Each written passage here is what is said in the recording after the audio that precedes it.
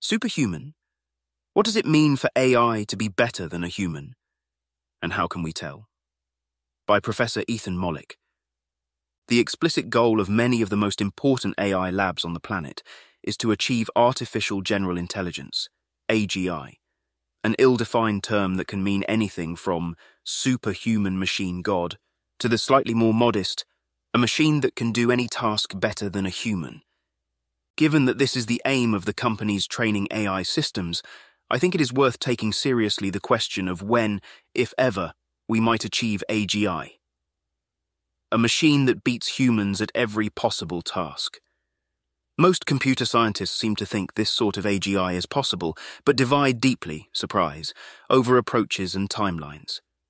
The average expected date for achieving AGI in a 2023 survey of computer scientists was 2047, but the same survey also gave a 10% chance AGI would be achieved by 2027. No matter what happens next, today, as anyone who uses AI knows, we do not have an AI that does every task better than a human, or even most tasks. But that doesn't mean that AI hasn't achieved superhuman levels of performance in some surprisingly complex jobs, at least if we define superhuman as better than most humans, or even most experts. What makes these areas of superhuman performance interesting is that they are often for very human tasks that seem to require empathy and judgment. For example, if you debate with an AI, they are 87% more likely to persuade you to their assigned viewpoint than if you debate with an average human.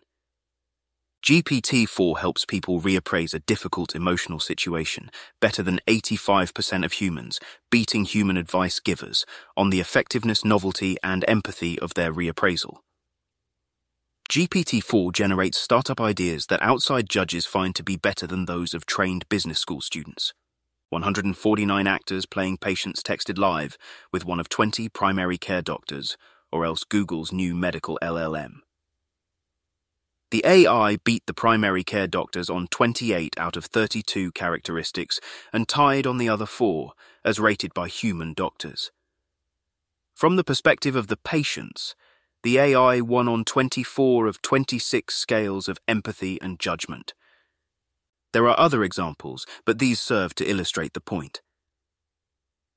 For some tasks, today's AI already exceeds human performance, which is astonishing. But, as my co-authors and I discussed in our paper on the jagged frontier of AI, the abilities of AI are uneven, even within a single job.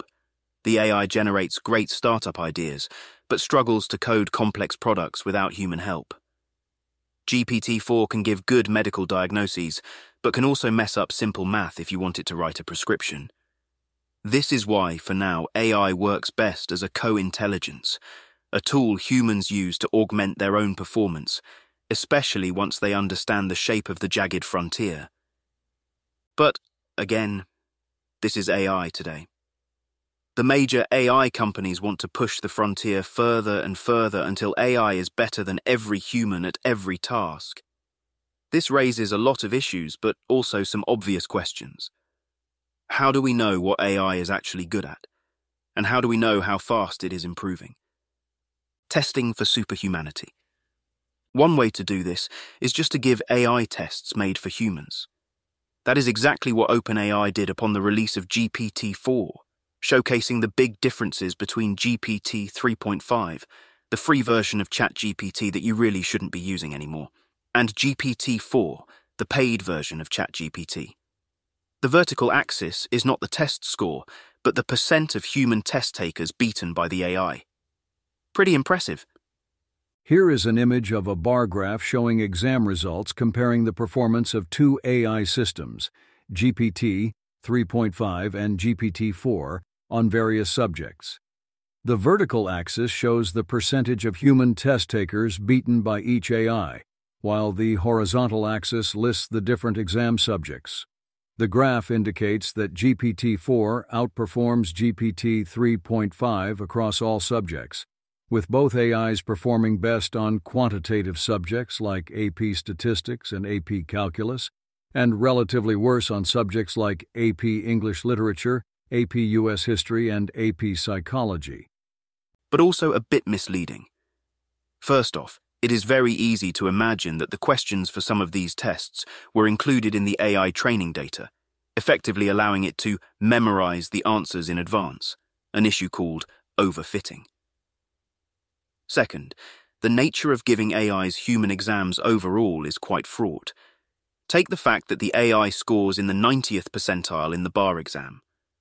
A new paper examining this score in more detail finds a number of problems with how the AI is compared to humans, and ultimately concludes that, with the right prompting, GPT-4 would be in the 69th percentile overall, not the 90th, and is in the 48th percentile of students who pass the exam.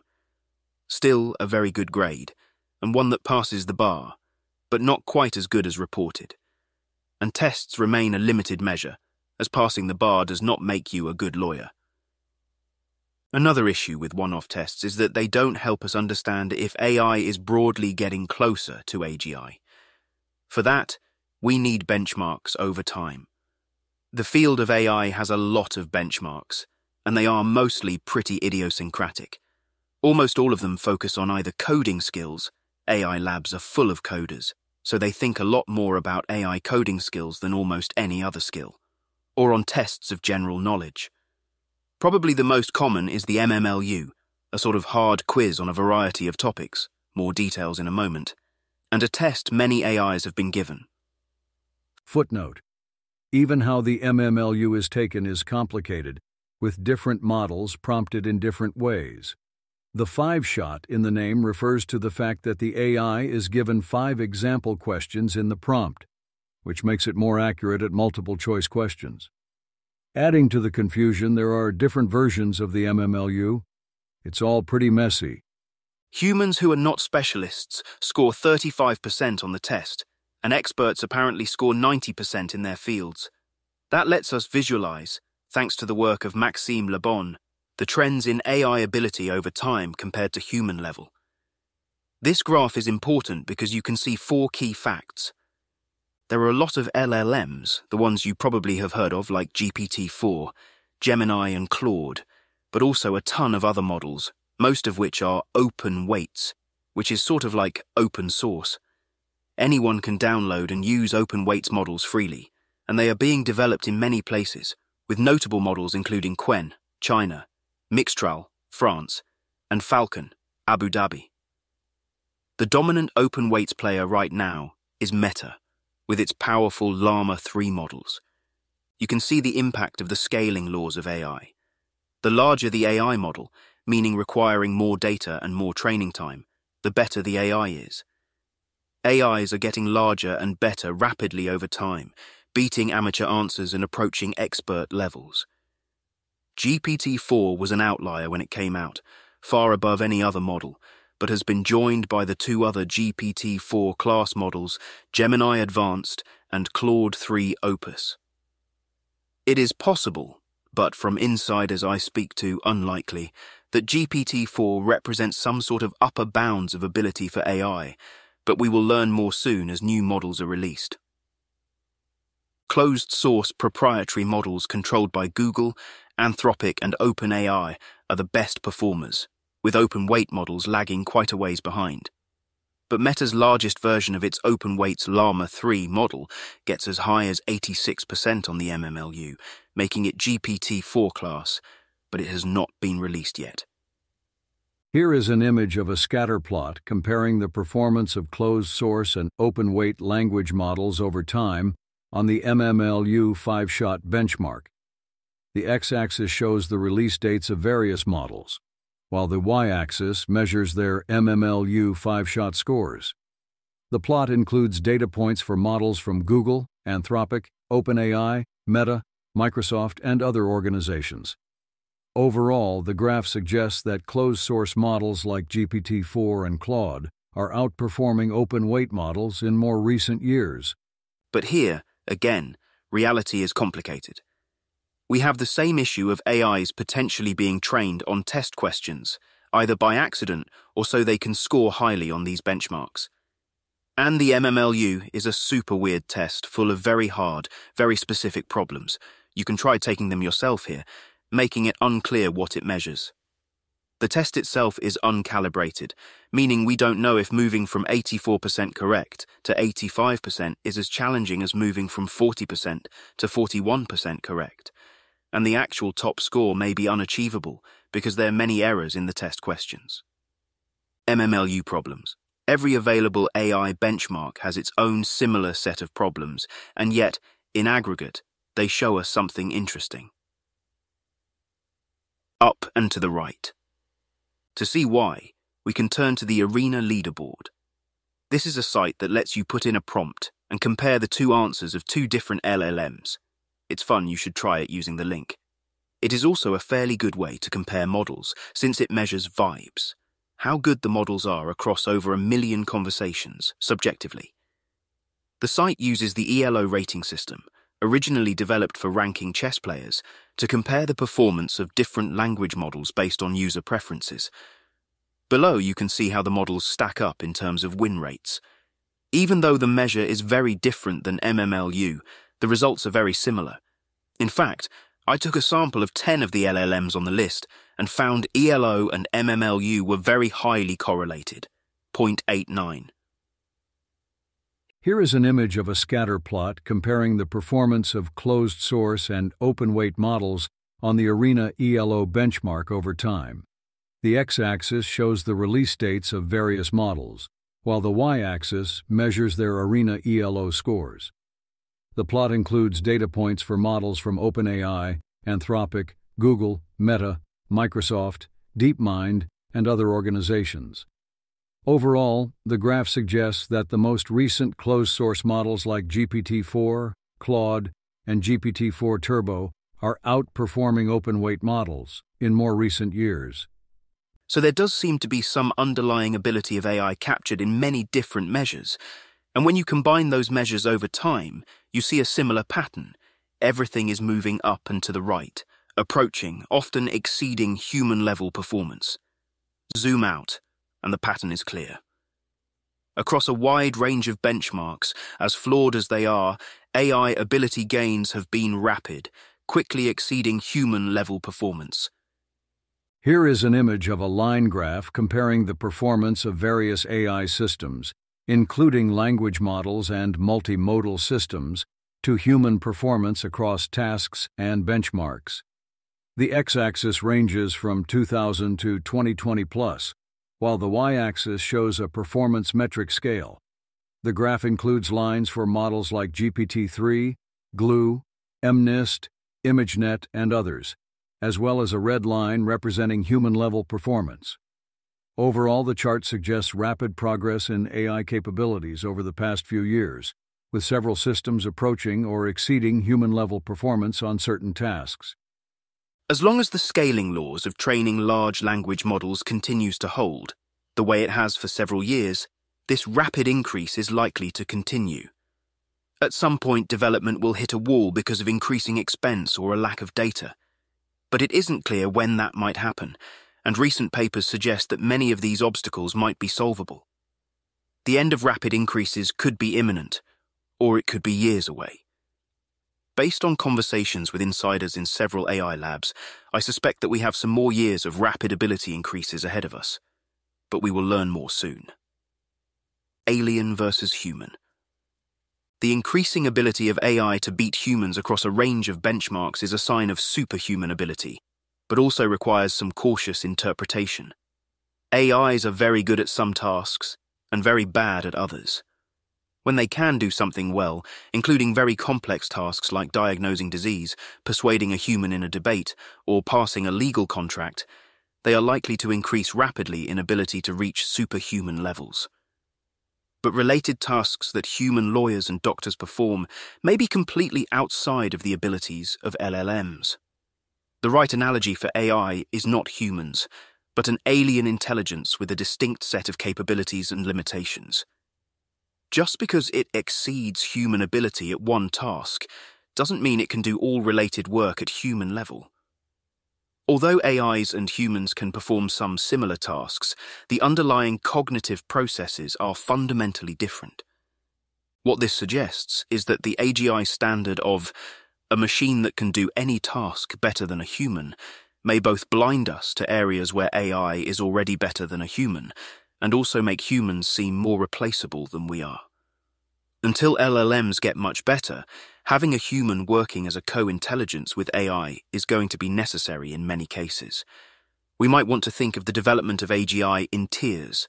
Tier 1, AGI, a machine that can do any task better than a human. Tier 2, weak.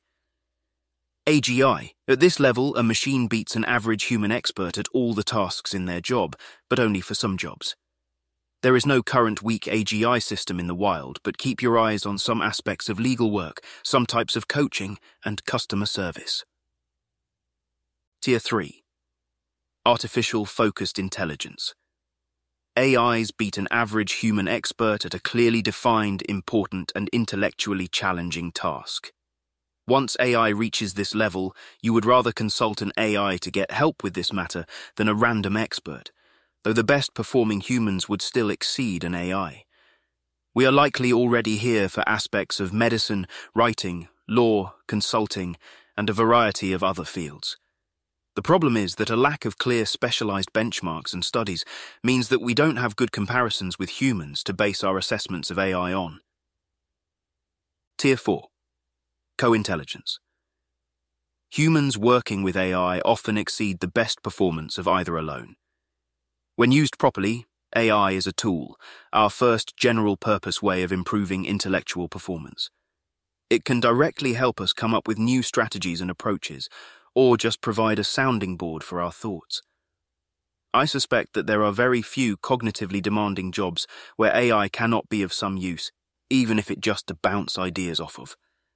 Here is an image of a line graph showing the accuracy percentage over time for various clinical decision support systems, including AME only, clinician assisted by AME, clinician assisted by search, and clinician unassisted. The x-axis represents consecutive case challenges from 1 to 10, while the y-axis measures accuracy percentage from 0 to 60%. The graph indicates that the AME system alone, red line, performs better than clinicians assisted by AME, yellow line, or clinician assisted by search, green line, in diagnosing these complex case challenges. The AI system alone maintains the highest accuracy across all 10 case challenges. Co-intelligence is not always the answer. The AI alone, red line, did a better job diagnosing complex diseases than AI working with doctors, yellow line, or doctors working alone in one recent study. Even though tests and benchmarks are flawed, they still show us the rapid improvement in AI abilities. I do not know how long co-intelligence will dominate over AI agents working independently, because in some areas, like diagnosing complex diseases, it appears that adding human judgment actually lowers decision-making ability relative to AI alone. We need expert-established benchmarks across fields, not just coding, to get a better understanding of how these AI abilities are evolving. I would love to see large-scale efforts to measure AI abilities across academic and professional disciplines, because that may be the only way to get a sense of when we are approaching AGI. Even without formal measurement approaches, as AI continues to surpass human abilities in specific domains, we can expect to see significant disruptions across industries, from healthcare and law to finance and beyond. The rise of artificial focused intelligence and co-intelligence systems will likely lead to increased productivity and efficiency, but it may also require some re-evaluation about the role of humans in decision-making. While the path to true AGI remains uncertain, a more general cognitive revolution is well underway, and its impact will be felt widely.